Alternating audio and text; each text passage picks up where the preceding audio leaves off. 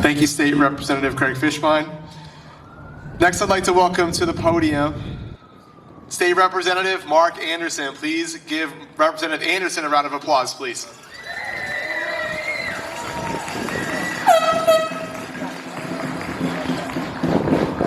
"67 days ago, I took an oath as a freshman legislator.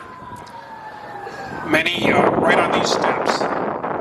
Many of you were here that day, including Jonathan, on the other side of a barrier, holding signs celebrating liberty. After taking that oath, I left these steps to greet those behind the fence. Many other legislators that are here today were greeting them with me. It was clear that they believed that those who passed the laws in this building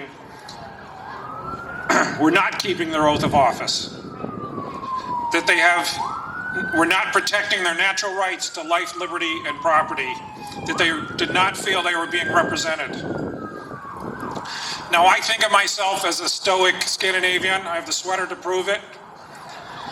But I confess that it took considerable effort when I was greeting those folks behind the fence to hold back the tears as I witnessed the passion they had for liberty on that day.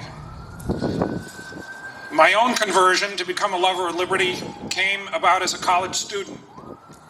I attended an alternative energy fair where the Libertarian Party had a literature table. I grabbed about a dozen brochures and tossed them in the dresser drawer in my dorm room. Several days later, I pulled them out and read them. It was at that moment in my heart I knew that the words were true. Now, each of you have your own story on how you became a lover of liberty, and I'm looking forward to hearing it.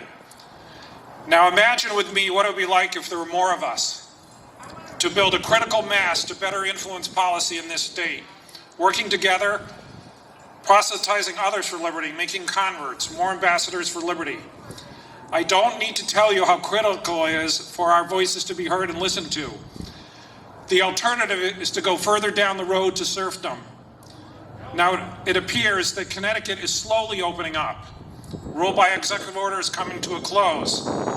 But arbitrary central rule lasting over 1 year should never have happened in the first place. A free people armed with facts are capable of governing themselves. Rule by executive order is coming to a close, but threats to liberty persist. I learned in my military career that even when you're fighting the battle in front of you, you must be preparing for the next battle. I want to submit to you what I believe are the two greatest threats to liberty, which in some cases have joined together in single pieces of proposed legislation. Pardon me, my fingers are frozen. The first threat is a possible declaration of a climate emergency. There are many at state, national, and even international level who want to do just that. And they're looking at this COVID emergency as a practice run. We all here know that when government declares an emergency, the rule of law is thrown out the window, and we're subject to arbitrary rule of men. If climate change becomes a declared emergency, it will justify ever-increasing restrictions on our freedoms and our property.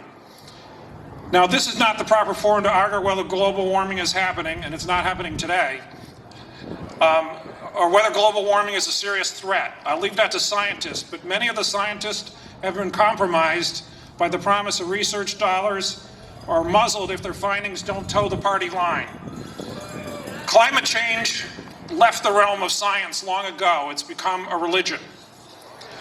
The second threat to liberty is critical race theory. There are some who want to make everything about race. You're either racist or anti-racist. For those who adhere to this theory, it's not enough to believe that everyone should have equal protection under the law, like we all do. To them, you're either part of an oppressed class or you're an oppressor. All this sounds strangely similar to a certain manifesto first published in 1848. There are many bills pending in the legislature that address climate and race crises. Some bills even attempt to fix both in one law. An example, one bill subject to a recent public hearing in the Labor Committee, of which I'm a member. The title of the law is An Act Concerning a Just Transition to Climate Protective Energy Production and Community Investment.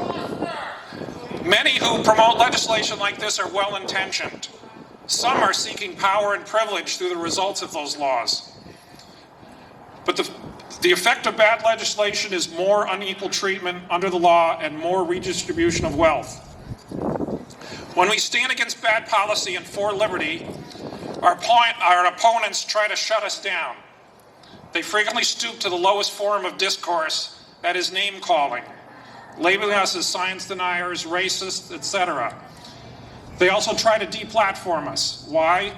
Because those who try to gain power through lies cannot tolerate the light of truth. What is our call to action? How are we to get new converts for the cause of liberty? One of the first principles of liberty is non-coercion, but I suggest that's not enough. Let me restate this concept in not original terms. Love your neighbor as yourself. Do unto others as you have them do unto you.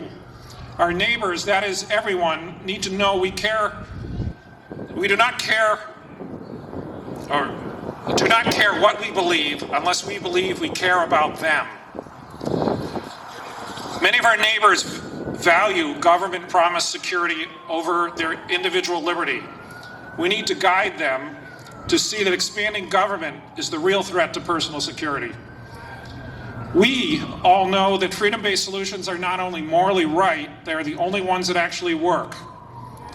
Each of us must be ambassadors for liberty in our own sphere, utilizing our unique creator-granted abilities. Once we have done that, we can be at peace and leave the results of our efforts to the Creator, who is the very author of liberty. Thank you.